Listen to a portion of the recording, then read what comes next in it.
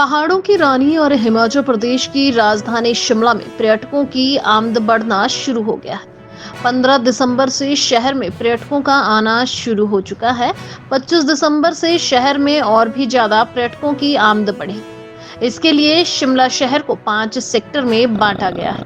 हाँ, देखिए कि हमारा जो सीज़न्स हैं, जैसे कि समर सीज़न था और उसके बाद जो रेनी सीज़न और अभी हमारा जो विंटर सीज़न है, इस सब चीज़ को लेकर के हमने जो पीछे जिस तरह से हमने प्लान्स बनाए थे वो काफ़ी हद तक कामयाब रहे। और इसी के दृष्टिगत जो अभी विंटर सीज़न है, इस बिल्कुल डिफरेंट एक चुनौती हमारे सामने रहती है। और इस चुनौती से निपटने के लिए हमने एक कॉम्प्रिहेंसिव प्लान बनाया है।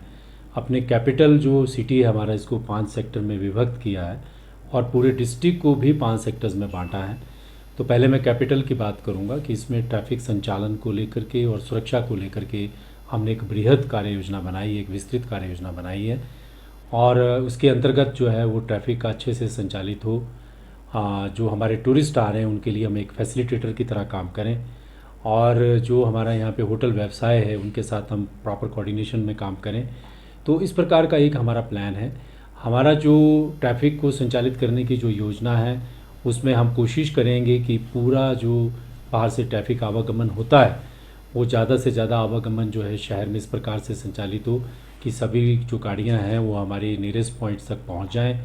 और इसके अतिरिक्त जो सुरक्षा की बात है उसमें हम प्रॉपर चेकिंग करेंगे और ये इंश्योर करेंगे कि कोई इस प्रकार के जो एलिमेंट्स हैं जो भीड़ का फ़ायदा ना उठाएं और जो बैड एक्टिविटीज़ हैं उनसे जो है वो माहौल ख़राब ना करें, उनके ऊपर भी पूरी नज़र रखेंगे।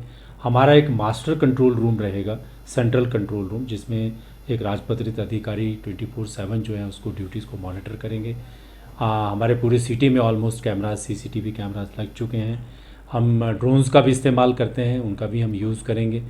और ट्रैफिक व्यवस्था जो है सबसे बड़ा चैलेंज रहता है, तो हमने अतिरिक्त पार्किंग्स जो हैं वो भी आइडेंटिफाई करी हैं, और कुछ जो पार्किंग्स हमारी इनएक्टिव रहती हैं उन पार्किंग्स का भी हम यूज़ करेंगे।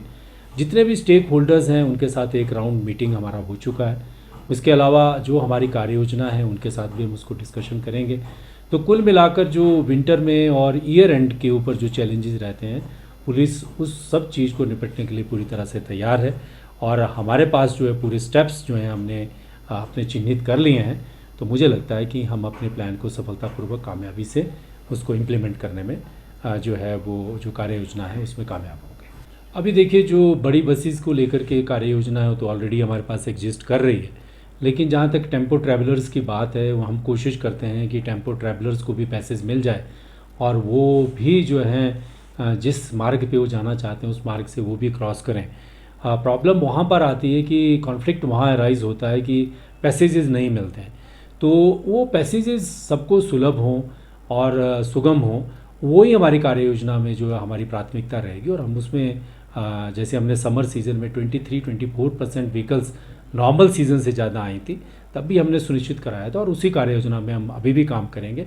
और हमें आशा है कि वो कार्य योजना जो है इम्प्लीमेंटेबल है और इम्प्लीमेंट हो जाएगी।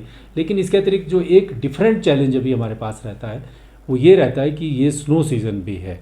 तो स्नो सीज़न में क्या है कि वो रोड्स हमारे अगर बर्फ़ पड़ जाती है और बर्फ़ काफ़ी मात्रा में अगर पड़ती है तो रोड्स फिर उस तरह से अवेलेबल नहीं रहते हैं।